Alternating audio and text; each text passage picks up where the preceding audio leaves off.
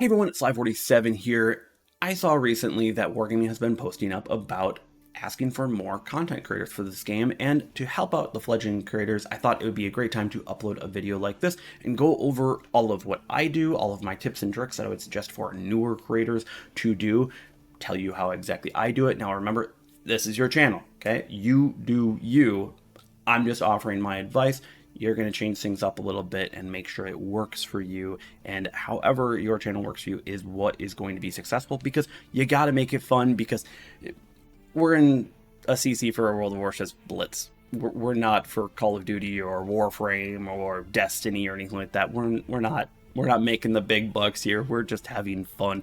And that's the beauty of this entire thing, is that when you're joining the program and really starting to make videos for YouTube, it's just all about fun. And if you're not having fun with it, you're not going to enjoy it, and you're not going to do it, because that's just not part of it. So let me go over all of the parts of how I would create a video, how I'm going to do things. I'm going to show you a few of the tips and tricks that I do, and then on top of it, I'm going to show you all the tools that I would be using myself, and then I'm going to offer up some tips and tricks of how to use certain other softwares, because I actually use a variety of software in order to make these videos like this. So first off the bat, let's talk about recording. So recording, you need to be able to record some gameplay. So first off the bat, this is an Android only one right here. iOS actually has their own counterparts and everything, so you can actually display your gameplay or record your gameplay on your device, and or you can actually hook up your device to your laptop or your computer, and you can record via that with a multitude of softwares. It's just literally look up iOS mirroring software. But for Android, I use Scrippy right here. Scrippy is awesome. You're able to actually configure it for the frames per second. It's lightweight, it's pretty quick. It's what I use actually to attach my ROG phone to my computer and then stream. And that way I can actually stream and play on my desktop and look at you guys instead of looking at my phone all the time when I'm playing. So makes it really simple and easy. Very lightweight software. You are going to need to know how to install your ADB bridge or your Android device bridge, but overall not too bad. Now there's also LD Player, which is another option. Some people get more success with LD Player or BlueStacks. Both are very viable options to use, and like that way you can play and record and everything, do that on your device, on your computer or on your laptop. Both of them work.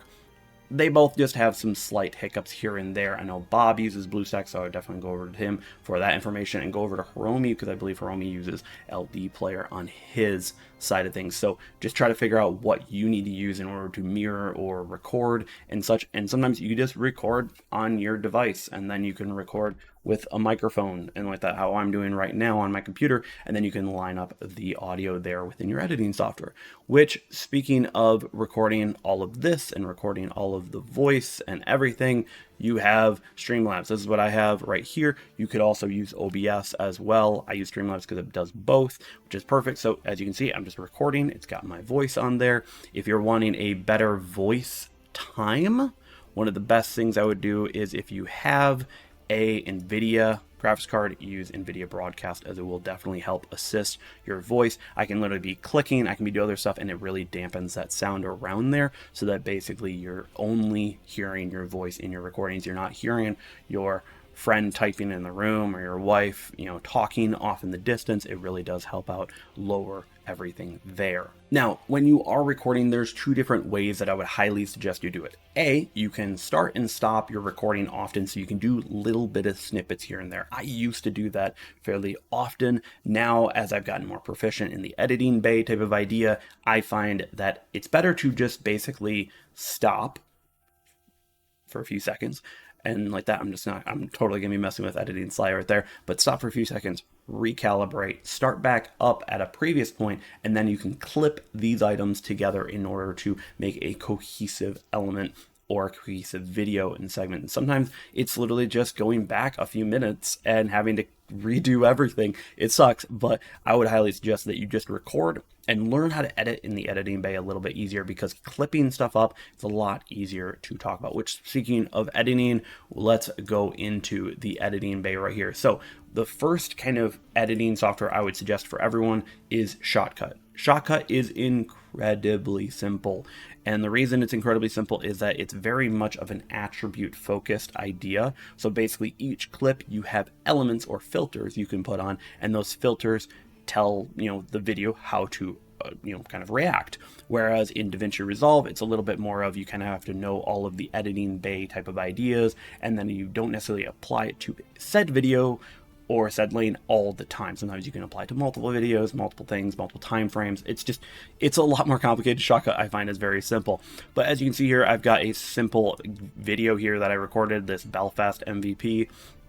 One of the best things about clipping in this is that it's incredibly simple. Let's say, hey, I want the game to start right here. I don't want it to do anything. I can just click S. I have now clipped up that part. So now this part right here is completely movable out of my way. I don't need to worry about it.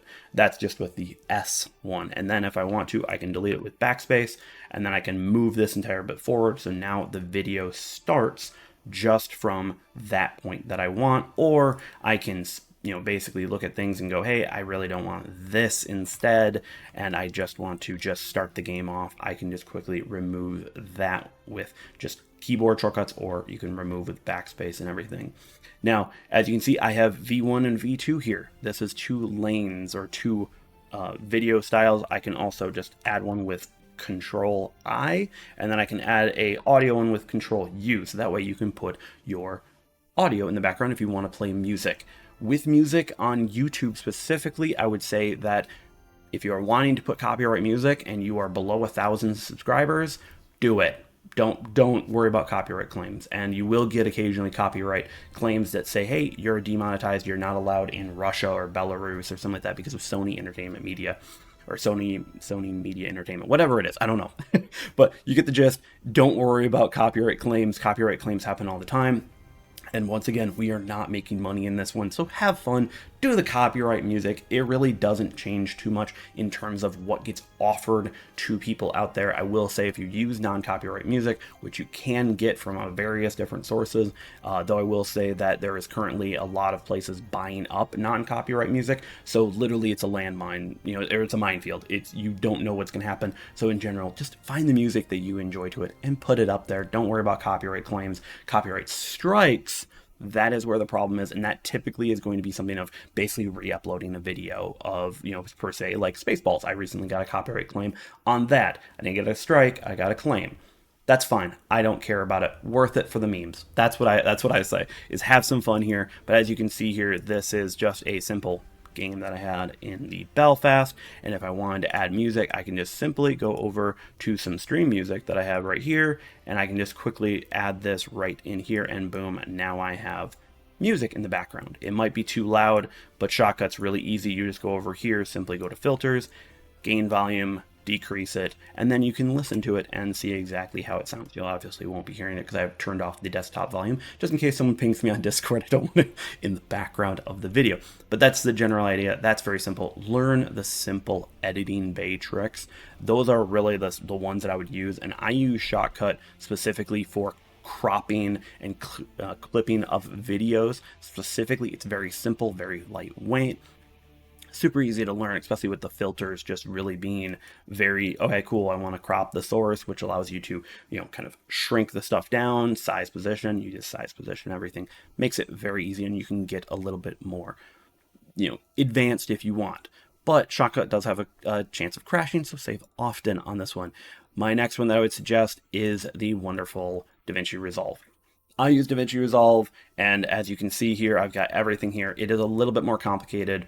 One tip that I can tell you is that if you're wanting to make shorts, both Shotcut and Davinci Resolve can do it.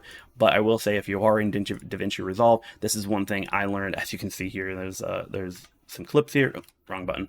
Yeah, delete, not that. But as you can see here, I've got a general project in Davinci Resolve just for shorts. That way I've got it in the right resolution, size, everything like that. And you can look it up. There's a lot of simple videos with Davinci Resolve. But as you can tell here, there's a lot more options to look at. There's a lot more controls. It can be a lot off the bat. So I would definitely say start your journey off in editing with Shotcut. It's very simple, very easy. There's a lot of 1-minute videos to teach you everything that you want to know about editing with that, and exporting as well, because you'll want to export at a pretty decent rate, and exporting can take a good bit of time. So just an FYI on that. Now that we're looking at uploading said video that you've edited or that you've put up, everything like that, Here is a tier maker one that I have right here. Simple thing. This is a default. You can set up YouTube defaults and everything like that. This allows me to fill in everything that I want. But as you can see here, it generally comes up, title is your general title of the video. How do you want to do your titles is up to you. But I will say one of the best things you can do as a starting creator to get a lot more visibility is do something called SEO, or search engine optimization. And one of the first things you want to do on many of your videos is just add the game name at the end. That is one of the easiest ones to do. Obviously, this is a tier maker video, but if this was about the USS Black, oh my god, finally a good game, and like that, that will be a title. And what that does is it hits a lot of SEO notes with search engine optimization on YouTube. Immediately someone types in World of Warships Blitz, your video might be in there. They look up the USS Black, now you're in there. Oh my god, finally a good game. Catchy title, who knows, they might get it, and everything. On your description, a lot of time you don't need to worry about this. This is definitely something that you learn and grow and add on over time. As you can see here, I've got some stuff for, hey, I supply my music via Pretzel Rock service. I do that stuff. You don't need to get into that right now, but I would say no music or video footage owned by me. That kind of covers your free use policies. Next thing up, I would look at potentially adding in kind of a description of saying, hey, don't forget to like and subscribe. Helps, gets more on there. And then on top of that, add in a Linktree link or any links that you want to be showing in order to get people over on your Discord or anything like that. But that's a whole nother thing. Once again, descriptions will take over time. And now, one final thing before we get off of description right here. One bigger thing that I would highlight is what I like to call hashtags, but they're really called trends and a bunch of other things, is that what you're going to do is, here's mine, here are my defaults and such, but this is going to help out your video a lot. Now you can of course copy these ones and everything like that. You can also look them up by putting in the hashtag underneath, but what these are keywords. And for, let's say, once again, this USS Black, I would add black. I would add USS Black onto this list. You only realistically want about 4 or 5. You don't want to go ham on this one. The one videos that go ham on it actually you almost lose some viewers on that, or use some viewership, I should say, in that. But you're going to want to put at least a few in here that are pertaining to the video and the topics that are discussed within this video. If I was talking about this one, it would be content creation, content creator, I'd put in probably Davinci Resolve, or God, if I can do editing and such like that. Like, I can't even type here, but you get what I mean. You get what I mean. You can play around with it. These are topics or trends generally that you want to be putting in there. These are not tags. We will get to tags. We will definitely get to tags. Next up, thumbnail. Thumbnail creation is fun. And I would even say that borderline, you could potentially start using generative ML, or generative AI as some people would call it, in order to create that. There's Dreamscape, there's a few other ones that are pretty good and awesome on that one to create your thumbnails. Or I use GIMP. No, not the creepy stuff. GIMP as the software. This is a Photoshop clone, basically. It does a lot of things and a lot of things well. This is my thumbnail container. Oh yeah, this thing is massive. I have all of the ships, all of the tech tree ships, everything like that. All of it broken out into different nations, everything, so I can just turn on and off certain things in order to allow, This Week in Blitz right there, and that's some nostalgia right there, but I can turn off and on things in order to make sure this is a whole part that you will grow over time. And as you can see, this is format V4. I've had so many versions because of course it grows and grows. And also, once again, if you want any of this information or need any of the ship icons that I use, anything, let me know. I can try to assist, because it's a lot of data gathering, but once you get it and get going, cool, you can add it in. Quite simple. But I use GIMP for creating it, but you can also use generative AI, or you could just let YouTube auto-generate it. YouTube can also do that. Playlists are a great way just to sort out and make your YouTube channel a little bit easier to view within that, so that way you can have it kind of all sectioned off. This is something that I would say that off the bat, don't worry about. But once you get about 30, 40 videos in, I would start worrying about what this page looks like. Now, As we keep on going on down here, some of these things you're not going to have on your end. This is just for me being a YouTube partnership. Altered content, that's AI stuff. You do have to make sure that you say stuff. But tags. So tags are confusing to a lot of people. This is a different form of SEO than your trends that you're going to be using. But instead, what you're going to do is you're going to think of spoonerisms. Actually, as a recent word, I was trying to come up with a word for it, but last night, actually, the crossword puzzle that my wife and I were doing, reminded me of this. So basically, you're going to want to put in tags. These are my default 5 tags that I generally put in. And then, if per se, you have a ship that its name's kind of spelled a little off, a little weird, and such. Think about a drunk person trying to type this out. Basically, your tags are if people don't type it out right. As you can see here, I got different variations of World of Warships Blitz all in these 5 tags. Please take these, use these, absolutely go with it. Totally fine. I'm not worried about you using them or everyone using them. I think everyone should be using them in some way or shape or form. But basically what you're going to want to do is you're going to want to take it where all of these tags are some different. Like let's say you have Preußen. Well, maybe some people are going to put a B, some people are going to put 2 S's. You can put Preußen in there.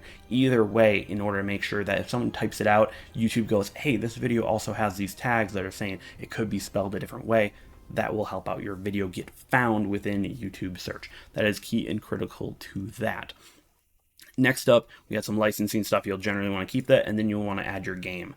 The game setting within your category and your game will help people find it in the categorization search of YouTube gaming, and this is mostly helping out TV viewers and or tablet viewers.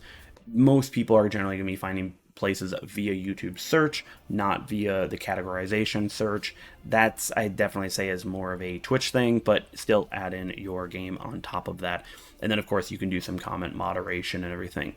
Next up the bat, we have monetization. Monetization in this setup is you'll turn it on or off. This will be once you become a creator or a partner with YouTube, I should say. This right here, realistically, I just want to let everyone know, I've done 50,000 views in a month in a variety of shorts and regular games, and I will tell you that I've made off of ads alone enough to maybe buy a meal out. Okay, once again, we do not do this for the money, okay? Ads don't bring in a lot. So if you don't really care about monetization, or you want to just say, hey, screw it, I'm going to use some copyright music, you're going to copyright claimed even if you turn monetization on, monetization off. It doesn't matter. YouTube's going to copyright claim that video, and they're going to take that revenue, everything. It's just how it works. But yeah, if you can monetize, it does help out a little bit within, kind of add in a little bit of dough, or for me, definitely helps cover some of the costs of Streamlabs Ultra and Pretzel Rocks for sound. Video elements, you can add video music licenses, so you can actually grab music licenses, and that way you can share revenue. That's another thing you can definitely do. Adding subtitles is great for viewers across the world, and then of course adding an end screen. Now, adding an end screen or kind of an end point. Let me quickly grab mine, and with that, if I quickly want to do this. So I can show a little bit of editing right here, but we got this outro.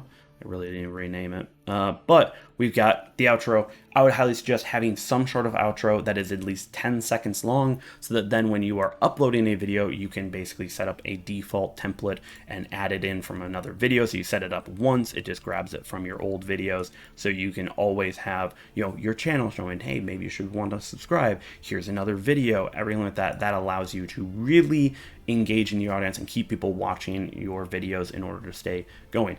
Cards. Adding in cards, especially when you are working and collaborating with other creators in this space, which I highly would suggest you do as soon as you can.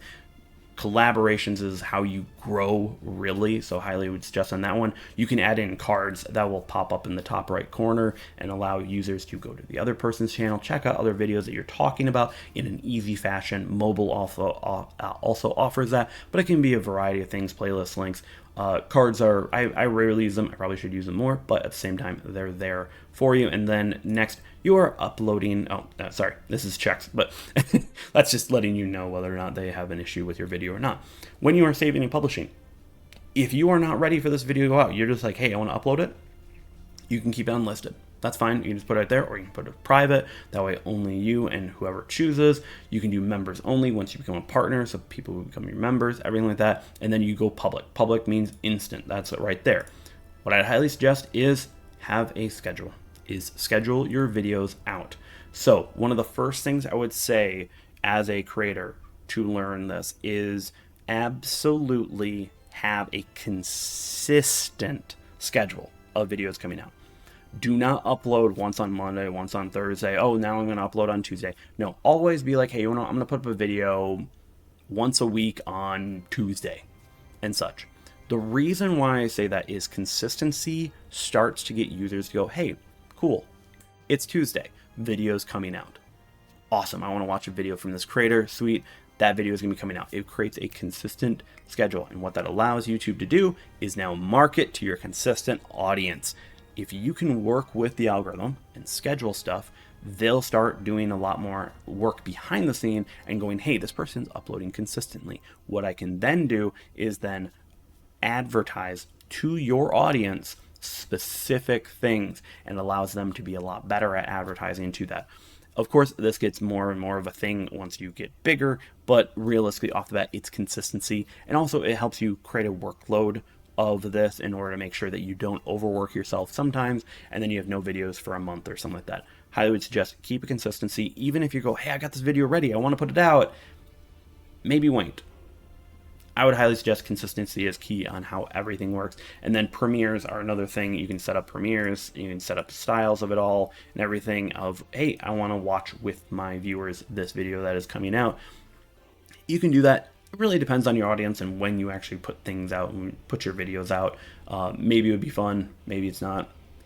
Sometimes it works, sometimes it doesn't. Now, one quick little thing before I jump off of creating this video, which is clearly not the USS Black, but I'll update that later on this one, is generative AI. So generative AI can do a lot for you, and this is something that has been helping me kind of grow as a creator and seeing what generative AI says, and also kind of adding in more tips and tricks on this one. So ChatGPT 3.5 is realistically a 13-year-old that's been lobotomized, but if you can go for 4.0, Gemini is also 3.5 basically, and everything. Generative AI can really help you really fine-tune some things. Sometimes I even use it to write scripts for videos. Say, hey, I need to cover these 5 topics. Can you come up with some extra things that I might want to talk about? And then you can edit it from there.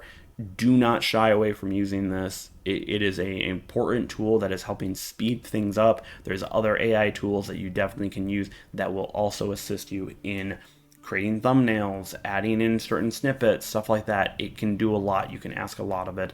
I would highly suggest you start playing with it as AI as a feature, or helping you out as an assistant is probably going to be the future going forward. So I highly would suggest doing that and learning a bit of this. As you can see here, I just asked, hey, what tags, what trends should I be using, everything like that. It can help you kind of guide yourself, especially on a certain particular video and such. You'd be surprised on how accurate it can be.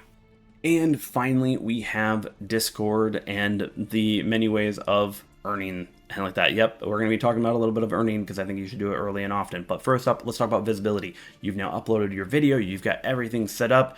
Now you got to make sure that people are seeing it off the bat, because right now, when you are just a fledgling creator, you're not going to get a lot of views from just your subscribers alone. You got to announce it out. You got to put it out there. So one thing, you can join up in the 47th, and I will give you your creator tags once you send me your YouTube channel and everything like that.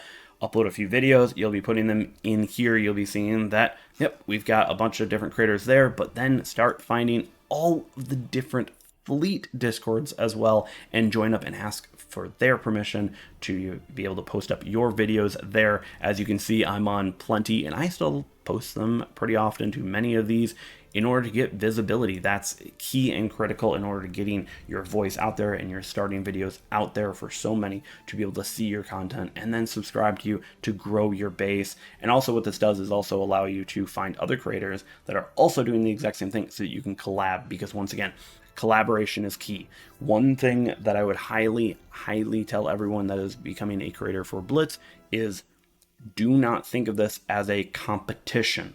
This is not a competition, okay? It is a many-to-many relationship. Everyone can be subscribed to everyone. This is a very small community, and everyone can watch everyone's content. Okay, this isn't like Call of Duty. This isn't like Destiny, Warframe, where you got to get it out now. You got to do it in order to get the views.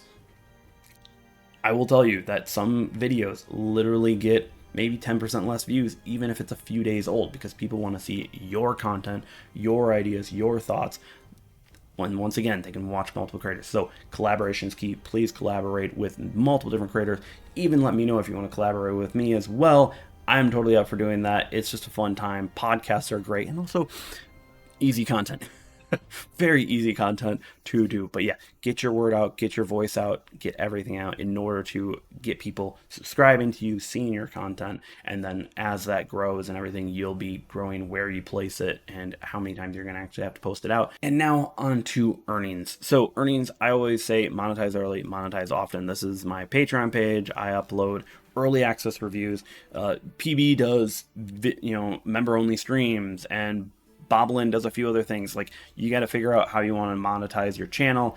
I do Patreon as well as YouTube membership, and you have to figure out how you exactly want to do everything with memberships. How do you want to do everything with Patreon in order to create a product that people want to give you money for? A lot of people will find it a little odd at first, and that's why I always say monetize early, monetize often, is just have it there. You'd be surprised, because I think a lot of people forget you are creating videos, you're creating content. And if someone's watching your content weekly and on a consistent rate, they might want to support you. I have people that literally say, hey, can you set up a $25 tier? Can you set up a $30? I'm like, what would I offer? And they're like, I just want to support you for what you do. And I still find that, like, I don't feel like I offer that product. And that's just my feeling on stuff. That's why I only go for $1 and $5.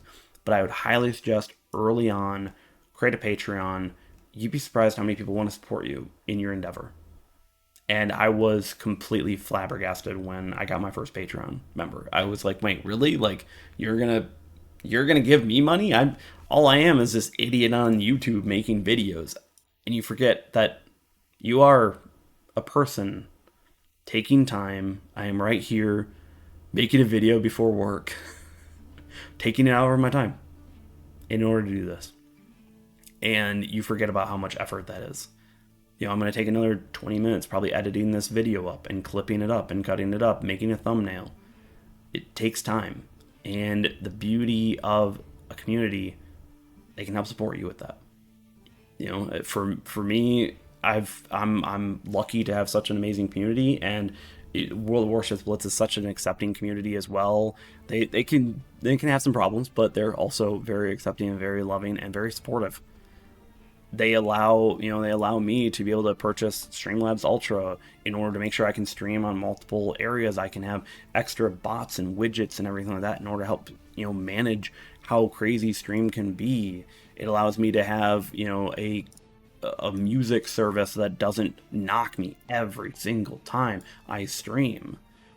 So there are expenses to this, and your time is still money. You could be working, you could be doing other things. So that's why I say monetize early, monetize often. You'd be surprised how many people want to help support you in this endeavor of becoming a content creator for World of Warships Blitz or any game. So I would just set up a Patreon. It basically only requires a PayPal, and there's a few other things, obviously, with taxes you need to handle, but it's not crazy. And if you are wanting to do this, I would highly suggest put it there. You don't need to announce it. You don't need to be like, hey, this is my Patreon, because you don't want to sound money grabbing, but you also want to say, hey, it's there, because there are going to be times that people are just going to go, yeah, I'll throw you $1. I'll throw you $5, whatever. I enjoy your content. I want to help support you and allow you to create more content like this, or create awesome backdrops, or buy services and new mics and a whole new setup so you can create even better content. So I would suggest monetize early and monetize often. But I believe that is it for everything that I use. I've got, you can see here, I just put up a little note that just gives me everything that I need to talk about in this video. I will be clipping up the failures of it, because once again, I will record and then I will go back in and go, hey, I screwed up that section, stop at the front of it, find the section that I like, clip that all out and remove it. But yeah, this is I'd highly suggest becoming a creator if you are wanting to create and do content. I have found so many times that I have learned to create videos that I'm just putting together, make memes. It's super easy, it's super fun. It does add a little bit of tools to your repertoire, to your daily job, or to your daily life of being able to go, hey, actually, I can make that meme. I can have some fun with it. I can make that short or anything like that so I can joke about it with my friends. It is an absolute fun time and you learn a lot. But also, there's a lot to it. And just understand, this has taken me almost 4 years to get to this stage, to learn all of this stuff. So take your time, learn one thing at a time, figure out how you want to run your channel. But hopefully this helps you set up your entire channel for success and to become a World of Warships Blitz community creator. There's so much more I could talk about, and there's so much more that if you become a creator, I'll be able to talk about you or talk with you about, which is absolutely fantastic because there's a lot of stuff under NDA I can't talk about on channel, and sometimes it's nice to have more people to talk to and find out more views of how people think. So that's the main thing, is that if you're a creator and you're from various places around the world, you've got different ideas, you have different thoughts. You could say one ship could be fixed differently than I do, and that's the awesome part of the creator program, is that we get all these different ideas together so we can help this game become better while we're a creator for it. So I think I'm going to stop talking because I think this video is going to be like 30 minutes, but hopefully you all enjoyed it. Hopefully you all learned something from it. If you did, hit the like button, subscribe if you haven't, hit the notification bell to see whenever a new video goes live. We're in the midst of tier maker season. So much to do, so much editing to do, and so many videos to finish uploading and finishing their drafts. It's a lot of work. I was not joking about an overworked editor at all in the initial video, but have a good day, everyone. Peace.